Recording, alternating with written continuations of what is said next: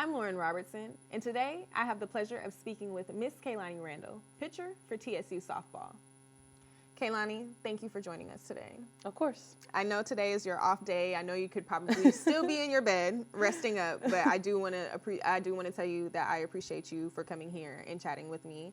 I feel like what you have to say is very important, and I do believe that it will help other athletes who are possibly dealing with the same things that you are going through or have gone through, and I believe that you will be able to shed a light. So thank you for that. So let's go ahead and kind of jump right in. You and I have become acquainted with each other, but yes. I want to introduce you to the people who do not know you. So you are from Sammamish? Nope. Sammamish? Sammamish, yes. So you're from Sammamish, Washington, and in the prior conversations that we had, you were kind of telling me that Sammamish was predominantly white, and you are biracial, you are half Filipino, and you are half Black. So go ahead and talk about what it was like to navigate that experience, what your upbringing was like. I would say navigating that experience was quite a struggle, but there were also good parts about it. I mean, I'm born and raised from Sammamish, so She from the east side of Washington, y'all. Don't forget that, yeah. So I would say that, like, there were experiences that I had biracial individual where I had to definitely change who I was to fit not the white stereotypes, but like very much like avoid the Black stereotypes. Yes, okay. I would have to fit in kind of the box of like I'm not gonna be too loud, I'm not gonna have a temper because we get the label of the angry Black girl, and that one I definitely got sometimes while I was growing up because like temper can get the best of me sometimes. Right. Like we have those moments, but I also feel like there were times where I had to kind of quiet my voice and not be so outspoken or loud. And I would say that was kind of like my characteristics that I was described as I was a loud personality. Like I'm a yapper, so So what helped you kind of navigate that space? Because I know that can be intimidating, especially as a young person coming up. Like, I know in certain spaces I cannot be my full self. So how did that make you feel? How did masking make you feel on the inside? Masking made me feel on the inside like that I wasn't being my true self and that like I was just hiding who I was. And I also would navigate that through finding people that fit the personality type that I had. Okay. Or that enjoyed being around me. Like I wasn't going to be in a space where I felt different. But I also knew that like I'm a biracial kid. Like I'm going to always feel different. No one's going to ever walk in the same shoes that I have.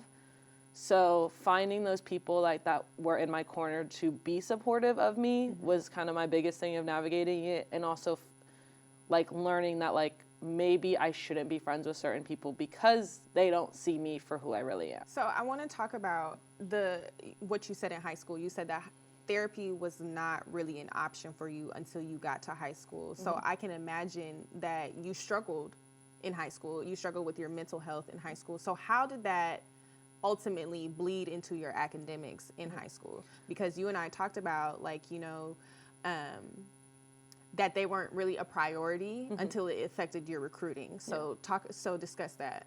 So in high school, I dealt with my parents getting divorced. So there was a lot of like changes of like being shuffled from house to house was kind of a big mental thing for me, and kind of finding a schedule of like not feeling like I had to, I guess, favor one parent over the other. Right. And like I didn't need to side with one another. Like if I sided with one parent, then like the other one was going to be mad. So like that was kind of a mental toll. And then having to juggle that with also trying to get recruited to play softball.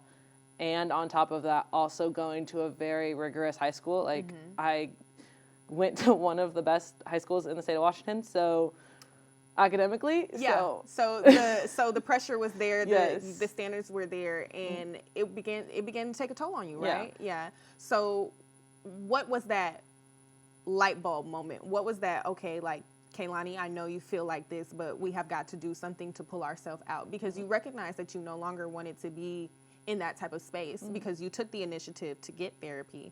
So what was that light bulb moment for you that academics matter? I think that light bulb moment for me was when I noticed that my athletics took me very far. And that, like, I was getting looked at by a lot of different schools, and then those doors starting to close because my academics went to the wayside. I was a very high academic kid, like freshman and sophomore year, and then junior year, it was just like, everybody kind of goes through that like, slump junior year. Like, it was just not it. I was, like, not completing assignments, and that was, like, for me, realizing that my way of getting out of being out of that space where I had to mask, like, was so I could excel in softball and academics. I noticed that, like, I was like, hey, like, the doors are closing. Like, we gotta do something. We gotta do something. Right. And it was that moment of, like, I was fighting for something bigger. I was fighting for that, like, my younger self who had this dream of, like, being a collegiate athlete. Like, I have 4 collegiate athletes in my family. Like, that is, like, that. You didn't want to break that path. No. I mean, I already went on my own path by being a softball player when I come from a family of soccer players and football players. Right. So, like, I had to continue that path of, like, this was my destiny, and, like, this has been my dream to be a college athlete. So that was my biggest light bulb moment, was, like, I needed to save myself. So I do want to commend Kaelani, because as she was saying, you know, that she particularly wasn't on top of her game once junior year hit. Since Kaelani has been at TSU, she has been on the president's list every semester and is currently maintaining a 3.91 grade point average.